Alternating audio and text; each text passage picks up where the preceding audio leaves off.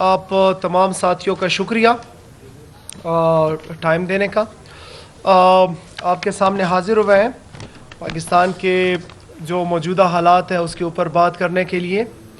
آپ کو پتہ ہے کہ جب پاکستان تحریک انصاف کی عمران خان صاحب جب وزیر اعظم تھے، ان کی الیکٹڈ حکومت کو سازش کے تحت گرایا گیا، پھر اس کے بعد جو پاکستان کے حالات ہوئے، جو ہماری خارجہ پالیسی، جو داخلہ پالیسی، جو معیشت کا پہیہ بیٹھ گیا، یہاں سے جو سرمایہ کار یہاں سے جانے لگے، اور پاکستان کے اندر آئین اور قانون کو جو ہے وہ مسخ کیا گیا، تو وہ سلسلہ، وہ ملک کو اندھیروں کی طرف دھکیلنے کا جو سلسلہ ہے وہ سٹارٹ ہے، شروع ہے، کہ اسی اسنا جو ہے پھر پاکستان کا جو ایک متفقہ آئین ہے 1973 کا، جس کے اوپر پورے پاکستان کے تمام پولیٹیکل پارٹیز، پولیٹیکل فورسز، انہوں نے اتفاق کیا اور ایک متفقہ آئین دیا پاکستان کو۔ اور پھر اس کے بعد آپ کو پتہ ہے کہ 26ویں آئینی ترمیم کے ذریعے جس طریقے سے آئین کا چہرہ مسخ کیا گیا، جس طریقے سے ہمارے عدالتی نظام کو مفلوج کیا گیا، اور جہاں پہ عدالتی نظام غیر جانبدار ہوتا ہے، وہاں پہ ایک مخصوص لوگوں کے ہاتھ میں وہ نظام دیا گیا۔ ابھی 26ویں آئینی ترمیم کا رونا رو رہے تھے، اس کے اوپر ملک کے مختلف طبقے لب کشائی کر رہے تھے کہ ان کی ہوس اور ان کا جو وہ تھا وہ ابھی ختم نہیں ہوا، اور 27ویں آئینی ترمیم لے کے آئے۔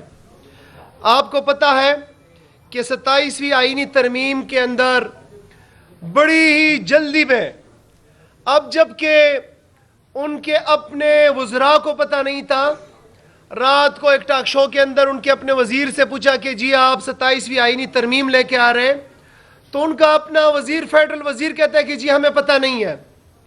اور اگلے دن جو ہے پھر بلاول صاحب ٹویٹ کرتے ہیں کہ 27ویں آئینی ترمیم آ رہا ہے اور اس کے اندر یہ جو ہے خد و خال ہے۔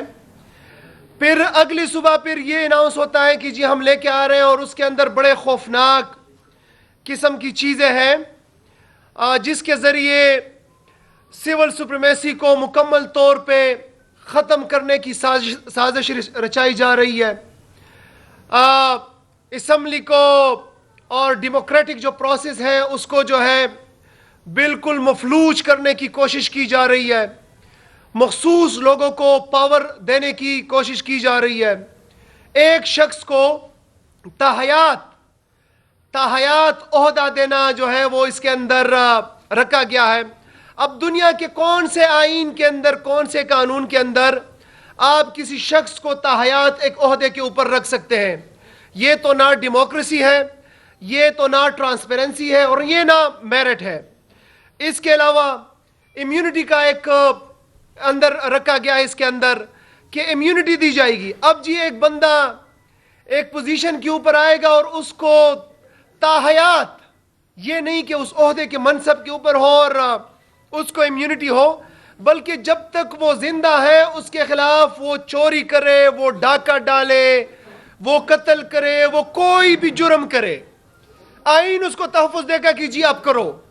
تو جہاں پہ پچھلے 50-60 سال سے یہ لوگ، یہ نورہ کشتی والے مسلط ہیں، پوری قوم کا پیسہ ڈکار گئے، یہاں سے چوری ڈاکے کر گئے، اپنے بینک بیلنس جو ہے وہ انہوں نے مزید تگڑے کر لیے، غریب عوام کا جینا جو ہے انہوں نے بالکل حرام کر دیا، اس کے باوجود ان کو امیونٹی دینا، تو آپ سوچیں پھر پاکستان کہاں پہ جائے گا؟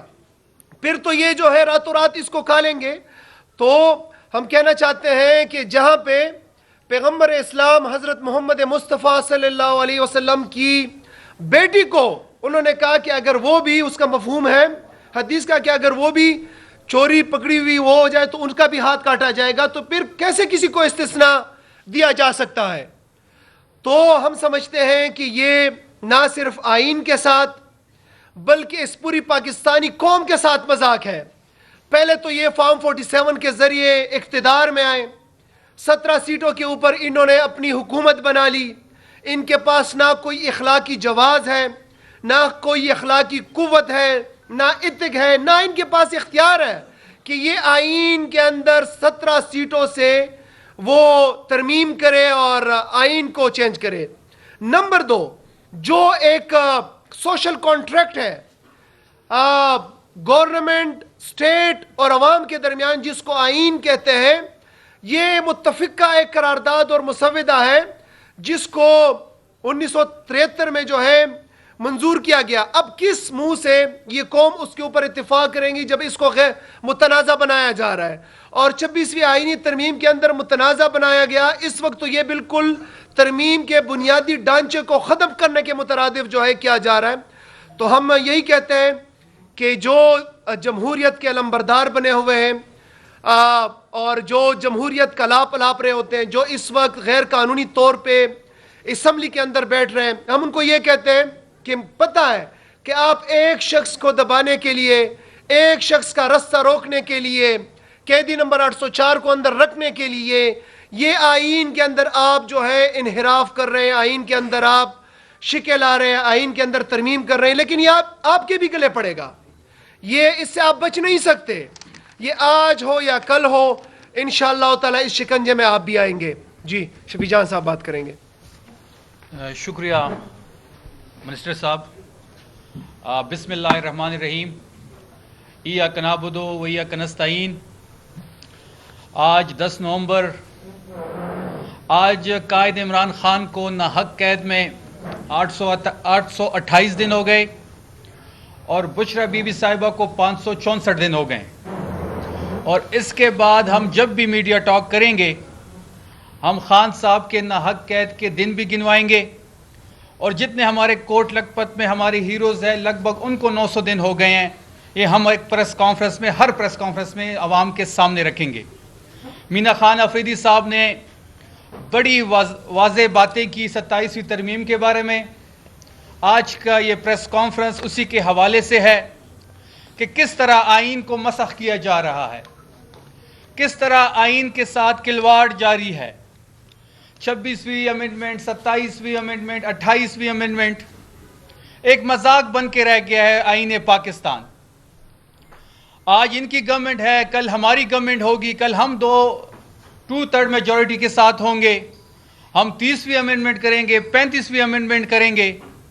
تو یہ آئین ایک مذاق بن کے رہ گیا ہے. جہاں تک 27ویں ترمیم کی بات ہے, مجھے یہ نہیں پتا کہ یہ اتنی جلدی میں کیوں ہے, اتنی کیا ایمرجنسی لگی ہوئی ہے اس ملک میں کہ فارم 47 کا وزیر اعظم جو پاکستان میں کم رہتا ہے اور باہر دوروں پہ زیادہ ہوتا ہے, وہ باکو سے ویڈیو لنک پہ کیبنٹ کی میٹنگ کو چیئر کرتا ہے اور ویڈیو کال کے تھرو اس امینڈمنٹ کو کابینہ کے تھرو پاس کرواتا ہے. پھر اس سے بڑھ کے اپنا دورہ مختصر کر کے پاکستان پہنچتا ہے. تو کیسے کیا ایمرجنسی اس ملک میں لگی ہوئی ہے؟ 26ویں امینڈمنٹ میں انہوں